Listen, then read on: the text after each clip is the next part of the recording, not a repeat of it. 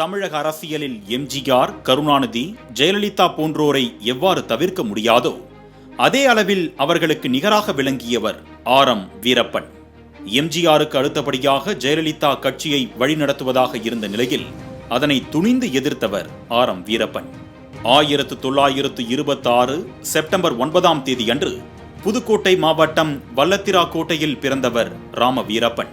சிறு வயதிலேயே நாடகங்களில் நடிப்பதில் ஏற்பட்ட ஆர்வம் காரணமாக சென்னை வந்தடைந்தார்.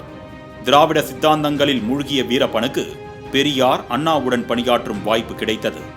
பின்னர் 1953ஆம் ஆண்டு திராவிட முன்னேற்றக் கழகத்தில் இணைந்தவர் எம்ஜிஆரின் கண்களில் பட்டார். அப்பொழுது வீரப்பனின் செயல்களால் கவர்ந்த எம்ஜிஆர் அவரது நாடகக் குழுவுக்கு மேலாளராக நியமித்தார். இதிலிருந்து எம்ஜிஆரின் நிழலாகவே மாறினார் ஆர்.எம். வீரப்பன்.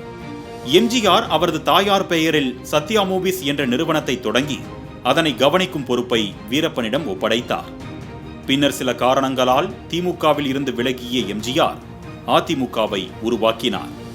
இதனையடுத்து 1977ஆம் ஆண்டு முதல் 1986ஆம் ஆண்டு வரை சட்ட மேலவை உறுப்பினராக இருந்தார்.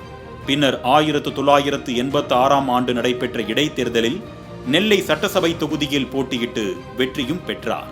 மேலும் எம்ஜிஆர் முதலமைச்சராக இருந்தபோது இந்து சமய அறநிலையத்துறை அமைச்சராக பணியாற்றியவர் ஆர்.எம். வீரப்பன்.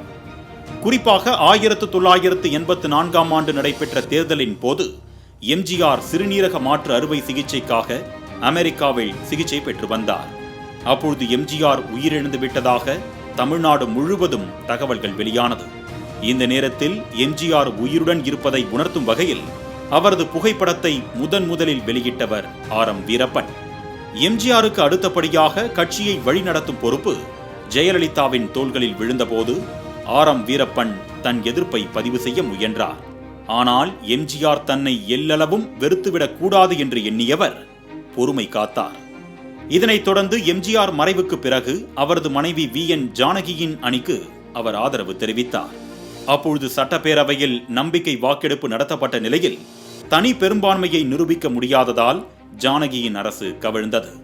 இதனையடுத்து நடைபெற்ற சட்டமன்ற தேர்தலிலும் ஜெயலலிதாவுக்கே அதிக வாக்குகள் சேர பின்னர் ஜானகியும் ஆர்.எம். வீரப்பனும் சமாதானமாகி அதிமுகவுடனேயே இணைந்தனர். அப்பொழுது ஜெயலலிதா ஆர்.எம். வீரப்பனுக்கு அதிமுகவின் இணை பொதுச் செயலாளர் என்ற பதவியை வழங்கி கௌரவித்தார். இந்த இணை பொதுச் செயலாளர் பதவி என்பது ஆர்.எம். வீரப்பனுக்கு பிறகு வேறு எவருக்குமே இதுவரை வழங்கப்படவில்லை. இதனையடுத்து ஜெயலலிதா தலைமையிலான அதிமுகவில் தொடர்ந்து பணியாற்றியவர் 1991ஆம் ஆண்டு நடைபெற்ற இடைத்தேர்தலில் காங்கேயம் தொகுதியில் போட்டியிட்டு வெற்றி பெற்றார். பின்னர் அமைச்சரும் ஆனார்.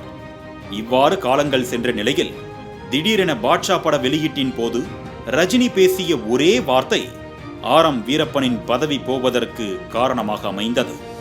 ஜெயலலிதா மீண்டும் முதலமைச்சரானால் தமிழ்நாட்டை ஆண்டவனாலும் காப்பாற்ற முடியாது என்று ரஜினிகாந்த் பேசியிருந்தார்.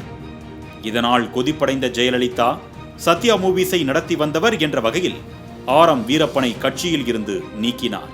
பின்னர் எம்ஜிஆர் கழகம் என்ற கட்சியை தொடங்கியவர் அரசியலில் ஈடுபாடு காட்டாதிருந்தார். கடந்த ஆண்டு 98வது பிறந்த நாளை கொண்டாடிய ஆர்.எம். வீரப்பன் சில நாள்களாக உடல்நலக்குறைவால் அவதிப்பட்டு வந்தார். இந்நிலையில் சென்னை அப்பல்லோ மருத்துவமனையில் சிகிச்சை பெற்று வந்த ஆர்.எம். வீரப்பன் ஏப்ரல் 9ஆம் தேதி பிற்பகல் 2 மணியளவில் காலமானார். ஆர்.எம். வீரப்பன் மறைவுக்கு தமிழக முதலமைச்சர் மு.க. ஸ்டாலின் உட்பட பல்வேறு தலைவர்களும் தங்கள் இரங்கல்களை தெரிவித்து வருகின்றனர். அப்பல்லோ மருத்துவமனையில் இருந்து தியாகராய நகர் திருமலைப்பிள்ளை சாலையில் உள்ள வீட்டில் ஆர்.எம். வீரப்பனின் உடல் இறுதி அஞ்சலிக்காக வைக்கப்பட்டு நுங்கம்பாக்கம் மின் மயானத்தில் தகனம் செய்யப்பட உள்ளது.